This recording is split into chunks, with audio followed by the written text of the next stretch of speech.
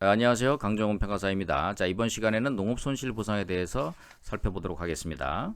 자, 농업손실보상은 농경지가 공익사업에 편입되어 새로운 농지를 얻는 동안 농업을 못하게 되는 경우에 하는 보상이 되겠습니다. 농업손실보상의 취지는 공익사업 시행 전의 상태로 생활유기체가 복원되는 데 필요한 생활재건 조치의 실시, 대체농지의 구입에 소요되는 기간 동안의 일실 손실의 지급, 영업보상과 균형 유지를 위해서 상실된 기대이익의 전보라는 점도 있으나 전업에 소요되는 비용의 지급이라는 점이 가장 크다 할 것입니다. 농업손실보상의 성격으로는요, 공익사업 시행으로 인해 영농을 못하게 되는 경우로서 전업에 소요되는 시간을 고려해 합리적 기대이익의 상실에 대한 보상으로 부대적 손실보상 중 일실손실보상이며, 다만 유기체적 생활을 종전 상태로 회복하는 의미에서 생활보상의 성격도 있다고 할 것입니다. 자, 농업손실보상의 물적 대상인 경우에는 토지보상법 제 시행규칙 48조 제3항 내용을 보시면 되겠습니다. 다음 각호에 해당하는 토지는 제1항, 2항의 규정에 있는 농지로 보지 않는다. 그래서 지목에도 불구하고 실제 농작물을 경작하는 농경지인 경우에 보상을 하고요. 지금 48조 3항의 경우에 있어서는 농지로 보지 않는다 이렇게 보고 있습니다. 이로 사업인정 고시일 등 이후부터 농지로 이용되고 있는 후일 불접 농이 이렇게 외우죠. 사업인정 고시일 등 이후부터 농지로 이용되고 있는 토지. 두 번째, 농지 이용 계획, 주요 환경 등으로 보아 일시적으로 농지로 이용되고 있는 토지. 3호에 타인 소유의 토지를 불법 점유하여 경작하고 있는 토지. 후일 불접 농민이 아닌 자가 경작하고 있는 토지. 그 다음에 토지 취득에 대한 보상 이후에 사업 시행기가 2년 이상 계속하여 경작하도록 허용하고 있는 토지, 이렇게 되겠습니다. 인적 대상으로 보면요, 토지보상법 시행규칙 제48조 제4항에서 규율 하고 있는데요, 자격농지가 아닌 농지에 대한 영농손실액은 다음과 그 구분에 따라 보상한다. 첫 번째, 농지 소유자가 해당 지역에 거주하는 농민인 경우 농지 소유자와 제7항에 따른 실제 경작자, 그렇죠? 그래서 협의의 내용에 따라 협의한 대로 보상을 하고요. 두 번째, 농지의 소유자와 실제 경작 간의 협의가 성립되지 않은 경우에는 다음과 그 구분에 따라 보상한다. 제1항에 따라 영농손실보상이 결정된 경우는 농지 소유자와 실제 경작이 각각 50%, 손실액의 50%에 해당하는 금액을 보상한다. 제2항에 따라 영농손실보상이 결정된 경우 농지 소유자에게 제1항의 기준에 따라 결정된 영농손실보상의 50%에 해당하는 금액을 보상하고, 실제 경작자에게는 2항에 따라 결정된 영농손실보상액 중 농지 소유자에게 지급한 금액을 제외한 나머지에 해당하는 금액을 보상한다. 다음에 농지 소유자가 해당 지역에 거주하는 농민이 아닌 경우 실제 경제자에게 보상한다. 그래서 실제 경제자가 자유로 이동하는 경우 등의 사유로 보상 협의를 또는 수용제기를 당시에 경작을 하고 있지 않는 경우에 영농손실액은 제4항에도 불구하고 농지 소유자가 해당 지역에 거주하는 농민인 경우에 한정하여 농지 소유자에게 보상한다. 이렇게 보시면 되겠습니다. 그래서 2000도 3450 판례를 보면요, 실제 경작자는 해당 지역 안에 거주할 것을 요구하고 있지 않기 때문에 해당 지역 안에 거주하지 아니하여도 된다라고 할 것이다 라는 이제 판례가 있습니다.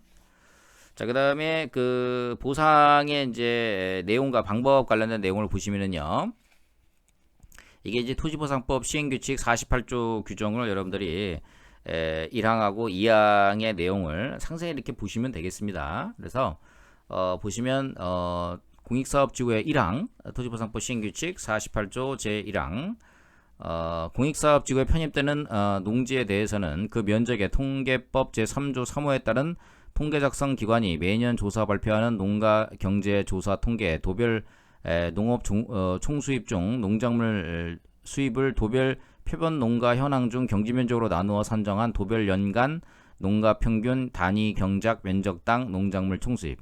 요거 그 기말고사 중간고사에서 가로치기 해가지고 내셨다고 그러는데 맞춘 사람이 100명 중에 1명이었다고 그러더라고요. 그렇죠? 어렵죠, 이 말이. 그래서 농가 경제 조사 통계 도별 농업 총수입 중 이렇게 쭉 해서 농작물 총수입 도별 농가 평균 현중 경지면적으로 나누어 산정한 도별 연간 농가 평균 단위 경작 면적당 농작물 총수입. 서울, 인천, 경기, 대전, 서울시는 서울시광역시는 경기도, 대전광역시는 충청남도, 광주광역시는 전라남도, 대구광역시는 경상북도, 부산광역시, 울산광역시는 경상남도의 통계를 각각 적용한다. 직전 3년간 평균의 2년분을 곱하여 산정한 금액을 영농 손실액으로 보상한다.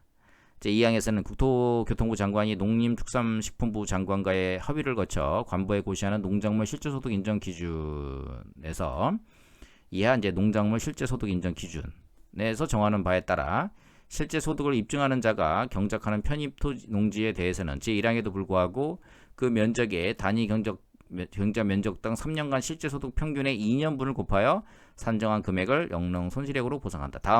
다만 다음 각호 어느에 해당하는 경우에는 다음 각호 구분에 따라 산정한 금액을 영농 손실액으로 보상한다. 첫 번째, 2항의 1호 단위 경작 면적당 실제 소득이 통계법 제3조 3호에 따른 통계 작성 기관이 매년 조사 발표하는 농축산물 소득 자료집의 장목별 평균 소득의 2배를 초과하는 경우, 이런 경우는 해당 장목별 단위 경작 면적당 평균 생산량의 2배를 한도로 하는 거죠. 2배를 판매한 금액을 단위 경작 면적당 실제 소득으로 보아 이에 2년분을 곱하여 산정한 금액. 이게 실제 소득의 상한을 정한 거, 그렇죠? 이게 비례 원칙에 어긋나지 않는다, 이런 판례가 있는 거죠. 그다음에 두 번째, 2항 2호 농작물 실제소득 인정 기준에 직접 해당 농지의 지력을 이용하지 아니하고 재배 중인 작물을 이전하여 해당 영농을 계속하는 것이 가능하다고 인정하는 경우는 단위 면적당 실제소득의 4개월분을 곱하여 산정한 금액. 그래서 우리 휴업보상이 4개월인 것처럼 영농보상액도 4개월치를 준다. 그렇죠? 예전에 제가 법원 감정인 하면서 실제소득 입증 관련돼서 이게 신비디움에 대해서 이제 2년치를 달라고 하는 경우가 있었고, 그 다음에 이거를 이제 영업보상으로 해야 된다, 이런 논의가 있었어요. 근데 이제 그런 논의가 이제 국토부에 이제 건의하고 그래가지고 이제는 실제소득 입증한 경우는 이제 2년분 평균 생산량의 2배를 한도로 해서 주도록 하고, 그 다음에 지력을 이용하지 않은 이동이 가능한 이제 영농의 경우에 뭐 화분을 이용한다, 신비디움 이런 것들 있죠. 이런 것들은 영농보상액처럼 휴업보상 4개월치 주는 거랑 이렇게 동일하게 지금 정리가 됐다, 이런 내용들을 여러분들께서 보시면 되겠습니다. 자, 그래서 영농손실보상이 이제 용어 자체가 좀 어려워서 그렇고요. 그 다음에 농기구 매각 손실에 관련돼서는 제 6항에 규율하고 있는데요. 해당 지역에서 경작하고 있는 농지의 3분의 2 이상에 해당하는 면적이 공익사업 시행구에 편입됨으로 인하여 농기구를 이용하여 해당 지역에서 영농을 계속할 수 없게 된 경우에 그쵸, 과수 등 특정한 장목당 지역의 특정한 장목의 영농에만 사용하는 특정한 농기구의 경우에는 공익사업지구에 편입되는 면적에 관계없이 해당 지역에서 영농을 계속할 수 없게 된 경우를 말한다. 그렇죠? 그런 특수한 경우에는, 특수한 작물의 경우에는 이제 바로 영농을 계속할 수 없게 된 거죠. 해당 농기구에 대해서는 매각 손실액을 평가하여 보상해야 된다. 다만 매각 손실액 평가가 현실적으로 곤란한 경우는 원가법에 의하여 산정한 가격의 60% 이내에서 매각 손실액을 정할 수 있다, 이런 내용이 있습니다. 자, 농업 손실 보상에 관련된 판례들 보시면요. 2009-43461 농업 손실 보상은 공법상 권리고 재결 전주를 통해서 토지보상법 제83조부터 85조 불복으로 권리구제를 한다. 그렇죠? 이게 우리 칠판 기준에서 677페이지 판례가 있는데요. 손실보상의 일종으로 공법상 권림이 분명하다, 그렇게 되어 있고요. 그 다음에 농업손실을 입게 된 자가 사업시행자로부터 토지보상법 77조 2항에 따라 농업손실에 대한 보상을 받기 위해서는 토지보상법 34조 50조 등에 규정된 재결 절차를 거친 다음 그 재결에 대하여 불복이 있는 때에 비로소 토지보상법 83조 내지 85조에 따라 권리구제를 받을 수 있다, 이렇게 되어 있고요. 2011-27103에서는 토지 소유의 승낙 없이 공익사업 공사 착수를 하여 영농을 계속할 수 없게 된 경우 2년분의 영농손실 보상금과는 별도로 손해배상 책임이 있다. 미나리 사건이죠. 이거 꼭 좀 하나 기억해 두시고요. 그 다음에 2018도 57865 농업손실보상에 대해서는 재결 전주주의를 채택하고 사업시행자만이 재결 신청을 할 수 있고, 이 수용재결 신청 청구 거부 시에는 거부처분 취소송이 가능하다라고 하는 이 판례도 여러분 잘 기억을 해 두시기 바랍니다. 이거 한번 출제된 판례죠. 그 다음에 2019도 32696 일종의 이제 구체적 기본 통제됐던 사건이죠. 토지보상법 시행규칙 48조 2항 단서 1호, 아까 우리 읽어봤습니다. 헌법상 정당보상 원칙, 비례원칙 위반되거나 위임위법의 한계를 일탈하는 것이 아니고 진정 소기법에도 해당되지 않는다. 실제 소득의 상한을 우리 평균 소득의 2배를 한도로 해서 주도록 하는 그 사건이죠. 그거 좀 여러분들이 잘 기억을 해 두시면 좋을 것 같습니다. 이거는 이제 중요한 판결이니까 한번 읽어보죠. 679페이지 칠판 기준에서요. 사건 번호 2019도 32696 사건입니다. 토지보상법 시행 법률 제77조 사항은 농업손실 보상의 구체적 판결로지 첫 번째입니다. 보상액의 구체적인 산정 및 평가 방법과 보상 기준에 관한 사항을 국토교통부를 0으로 정하도록 위임하고 있다. 그 위임에 따라 2013년 4월 25일 국토교통부 0 제5로 개정된 토지보상법 시행규칙 48조 2항 단서 제1호가 실제소득 적용 영농보상금의 예외로서 농민이 제출한 입증자료에 따라 산정한 실제소득이 동일 작목별 평균소득의 2배를 초과하는 경우 해당 작목별 평균 생산량의 2배를 판매한 금액을 실제소득으로 간주하도록 규정함으로써 실제소득 적용 영농보상금의 상한을 설정하였다. 이와 같은 개정 시행규칙 48조 2항 단서 1호는 영농보상이 장래의 불확정적인 일시소득을 보상하는 것이자 농민의 생존 배려, 생계 지원을 위한 보상인 점, 실제소득 산정의 어려움을 고려하여 농민이 실농으로 인한 대체생활을 준비하는 기간에 생계를 보장할 수 있는 범위 내에서 실제소득 적용 보상액의 상한을 설정함으로써 나름대로 합리적인 적정한 보상액의 산정 방법을 마련하는 것이므로 헌법상 정당보상 원칙, 비례 원칙에 위반되거나 위임법의 한계를 일탈한 것으로 볼 수는 없다. 그 다음에 진정소득입법에 관련된 것은 보시면 판결료지 2019도 32696 두 번째 판결료지 보면은요, 사업인정고시일 등 전부터 해당 토지를 소유하거나 사용권을 확보하여 적법하게 농업에 종사해온 농민은 사업인정고시 이후에도 수용개시일 전날까지는 해당 토지에 그간 해온 농업을 계속할 수 있다. 그러나 사업인정고시 이후에 수용개시일 전날까지 농민이 해당 공익사업의 시행과 무관한 어떤 다른 사유로 경작을 중단한 경우에는 손실보상 대상에서 제외될 수 있다. 사업인정고시에 이르렀다는 것만으로 농민이 구체적인 영농보상금 청구권을 확정적으로 취득하였다고는 볼 수 없으며 보상협의 또는 재결절을 거쳐 협의 성립 당시 또는 수용재결 당시의 사정을 기준으로 구체적으로 산정되는 것이다. 그렇습니다. 또한 토지보상법 시행규칙 48조에 따른 영농보상은 수용개시일 이후 편입농지에서 더 이상 영농을 계속할 수 없게 됨에 따라 발생하는 손실에 대하여 장래 2년간 일실소득을 예측하여 보상하는 것이므로 수용재결 당시를 기준으로 영농보상은 아직 발생하지 않은 장래 손실에 대하여 보상하는 것이다.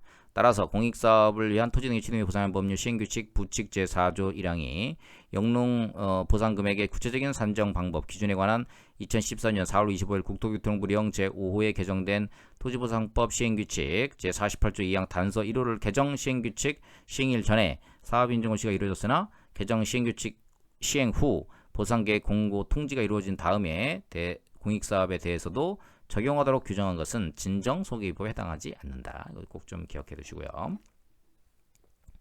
2022도 34913 정남철 교수님 판례 평석했던 사건이죠. 그래서 영농 손실 보상의 법적 성격은 간접 보상이자 생활 보상의 성격이고 농지의 수용으로 인하여 장래 영농을 계속하지 못하게 되어 특별한 희생이 생기는 경우에 보상하도록 하고 있고요.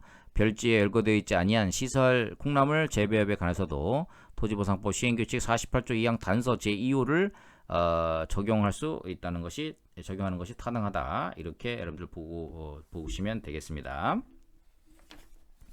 이제 판례가 되게 긴데요. 그래도 좀 내용을 여러분들이 좀 잘 알아두시면 좋을 것 같습니다.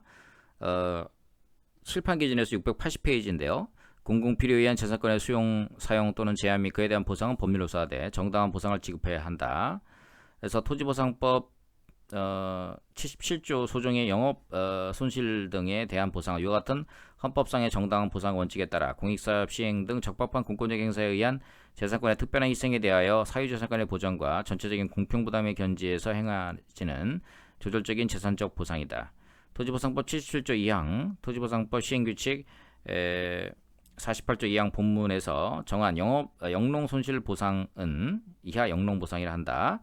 편입토지 및 지작물에 대한 손실보상과는 별개로 이루어지는 것으로서 농작물과 농지의 특수성으로 인하여 같은 시행규칙 46조에 정한 폐업 보상과 구별해서 농지가 공익사업지구에 편입되어 공익사업 시행으로 더 이상 영농을 계속할 수 없게 됨에 따라 발생하는 손실에 대하여 원칙적으로 같은 시행규칙 46조에 정한 폐업보상과 마찬가지로 장래 2년간의 일시소득을 보상함으로써 농민이 대체 농지를 구입하여 영농을 재개하거나 다른 업종으로 전환하는 것을 보장하기 위한 것이다. 즉 영농보상은 원칙적으로 농민이 기존 농업을 폐지한 후 새로운 직업활동을 개시하기까지의 준비기간 동안에 농민의 생계를 지원하는 간접보상이자 생활보상으로서의 성격을 가진다. 여기서 간접보상이라는 건 간접손실보상이 아니고요. 직접보상에 대응하는 간접보상입니다.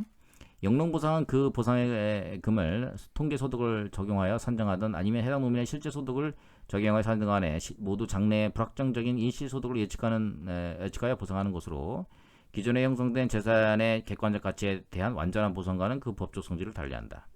결국 토지보상법 시행규칙 48조 소정의 영농보상 역시 공익사업지구안의 수용의 대상인 농지를 이용하여 경제화하는 자가 그 농지의 수용으로 인하여 장래에 영농을 계속하지 못하게 되어 특별한 희생이 생기는 경우 이를 보상하기 위한 것이기 때문에 이와 같은 재산상의 특별한 희생이 생겼다고 할 수 없는 경우에는 손실보상 또한 있을 수 없고 이는 토지보상법 시행규칙 48조 소정의 영농보상이라고 하여 달리 볼 것은 아니다. 그러니까 농지가 특별한 희생이 생겼을 때 그에 대한 영농보상도 한다는 거예요. 그래서 관련 법리와 토지보상법 시행규칙 48조 2항 단서 2호의 신설 경과 등에 비춰보면 국토교통부 장관이 농림축산식품부 장관 협의를 거쳐 관부에 고시하는 농작물 실제소득 인정 기준지 6호 3항 별지 2호에 열거된 작목 및 재배 방식에 시설 콩나물 재배업이 포함되어 있지 않더라도 시설 콩나물 재배업에 관해서도 그 토지보상법 시행규칙 48조 2항 단서 제2호를 적용할 수 있다고 봄이 타당하다. 그래서 그 농고를 뭐 여러 가지 좀 대고 있습니다. 가나다라 마 이렇게 해가지고 5개 농고를 대고 있는데요. 재미있는 판례니까 이건 한번 읽어보도록 하겠습니다. 가에 보면요. 관련 내용의 내용 형식 및 취지 등에 비춰보면 공공필요에 의한 수용 등으로 인한 손실의 보상은 정당한 보상해야 하고 영농 손실에 대한 정당한 보상은 수용되는 농지의 특성과 영농 상황 등의 고유 사정이 반영되어야 한다.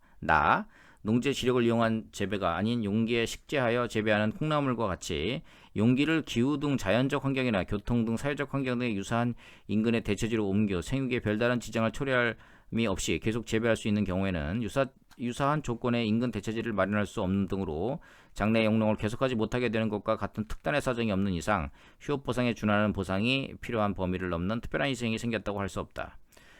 시설 콩나물 재배시설에서 재배하는 콩나물과 농작물 실제소득 인정기준 6호 3항 제3항 별지 2에 규정하고 있는 작물인 버섯, 화해, 육묘는 모두 직접 해당 농지의 지력을 이용하지 않고 재배한다는 점에서 상호간에 본질적인 차이가 없으며 특히 트레이에 재배하는 어린묘와 그 재배 방식이 유사하다. 시설 콩나물 재배상의 본질은 재배시설이 설치된 토지가 농지인지 여부, 즉 농지의 특성에 있는 것이 아니라 고정식 온실 등에서 용기에 재배하고 특별한 사정이 없는 한 그 재배시설 이전이 어렵지 않다는 점에 있다. 본질적으로 같은 재배 방식에 대하여 고정식 온실 등이 농지에 설치되어 있다는 사정만으로 2년간의 일시소득을 인정하는 것은 정당보상 원칙에 부합하지 않는다.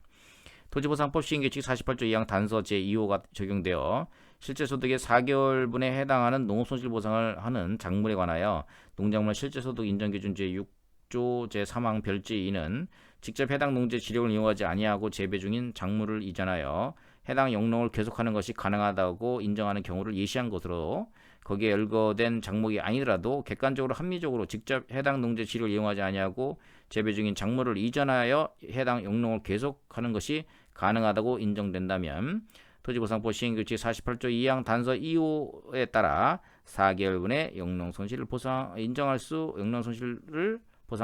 있다고 보는 것이 영농손실보상제도의 취지에 부합한다. 그렇죠? 이거 여러분들 잘 좀 기억을 해 두시기 바랍니다. 자, 기출문제 한번 더 살펴보시고요. 자, 여기까지 해서 우리 기나긴 토지보상법에 관련된 내용을 총론, 강론 모두 살펴보았습니다. 항상 뭐 반복 또 보고 또 보는 전략으로 해서 보고 또 보고 앵무새 전략으로 계속 하셔야지 여러분이 여기서 큰 성과를 거두실 수가 있겠습니다. 그렇죠? 어려운 토지보상법 이렇게 잘 따라와 주셔서 감사드리고 이 공부라는 것은 제가 쭉 해보면은 이게 끈기 있게 반복학습을 하는 것이 굉장히 중요한 내용이라고 볼 수 있겠습니다. 근데 사실 이제 반복학습이 굉장히 어려운 상황인데 여러분들이 그래서 항상 최선을 다하고 포기하지 않는 자세로 임할 때 감점파 가서 꼭 합격할 수 있다. 저는 이렇게 늘 말씀드리고 있습니다. 이번 시간도 고생 많으셨고요. 항상 건강한 모습으로 또 건강관리 잘 하면서 공부 열심히 하시기 바랍니다. 감사합니다.